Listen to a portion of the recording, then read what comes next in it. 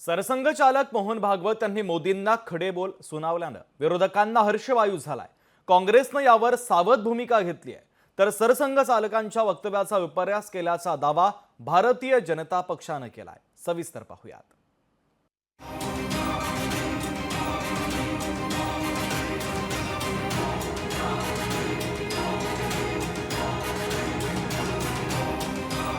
मनुष्य को अलौकिक बनना चाहता है, सुपरमैन बनना चाहता है, अति मानव बनना चाहता है, लेकिन वहां रुकता नहीं।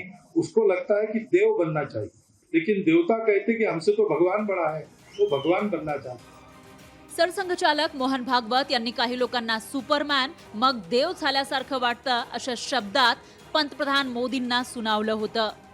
सरसंघचालकांनी मोदींचं नाव घेतलं नसलं तरी निवडणूक प्रचारात मोदींच्या काही मुलाखतींचा त्याला संदर्भ होता। सरसंघचालकांच्या या वक्तव्याचा संदर्भ घेत शिवसेना उद्धव बाळासाहेब ठाकरे पक्षानं मोदींवर टीका केली आहे। देशातला कॉमन मॅन हाच सुपरमॅन असल्याचं संजय राऊत म्हणाले। जे स्वतःला सुपरमॅन समजत होते त्यांच्या पायाखालची सतरंजी जनतेनं ओढून घेतल्याचा टोलाही राऊतांनी लगावला। काही लोक स्वतःला सुपरमॅन समजतात, पण या सुपरमॅनच्या पायाखालची सतरंजी बहुमताची ज्या सामान्य माणसानं खेचून घेतली तो कॉमन मॅन हाच सुपरमॅन आहे असं आम्ही मानतो। तरीही मोहनराव भागवत यांनी जे मत व्यक्त केलेलं आहे त्याच्यावर चिंतन देशाने केलं पाहिजे, भारतीय जनता पक्षानेही केलं पाहिजे। मोहन भागवतांनी केलेलं वक्तव्य मोदींबाबत नसावं असा दावा हिंदू महासभेचे स्वामी चक्रपाणी यांनी केलाय। माननीय मोहन भागवत जी देखिए, जो बोलते हैं समसामयिक बोलते हैं, जो बोलते हैं वो बहुत ही सोच समझ के बोलते हैं, तो मैं उनकी बातों से सहमत हूँ। मनुष्य ही रहे तो अच्छा है, मनुष्य बन के ही कार्य बहुत कर सकता है। वो देवी देवता बनने का प्रयास न करे, समाज पे छोड़ दे, समाज जो चाहे वो करे। मोहन भागवतांनी मोदींना कानपिचक्या दिल्या असला तरी भागवत आणि मोदी हे एकाच विचारसरणीचे लोक असल्याचा टोला काँग्रेसने लगावलाय।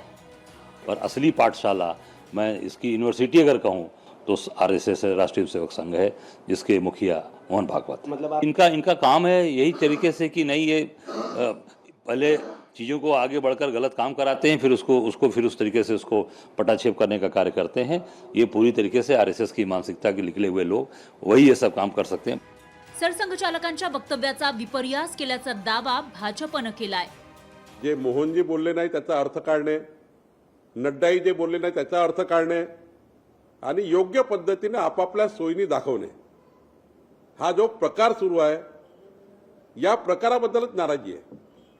आपल्या सोयीने अर्थ काढू नये, मतितार्थ समजून घ्यावा आणि पुढे गेलं पाहिजे। गेल्या काही दिवसात आरएसएसच्या नेत्यांकडून मोदींवर सातत्यानं प्रत्यक्ष अप्रत्यक्षपणे टीका केली जातेय। त्यामुळे भाजप आणि आरएसएसचे संबंध मधुर राहिले नाहीत का अशी चर्चा पुन्हा जोर धरू लागली आहे। ब्युरो रिपोर्ट, लोकशाही मराठी।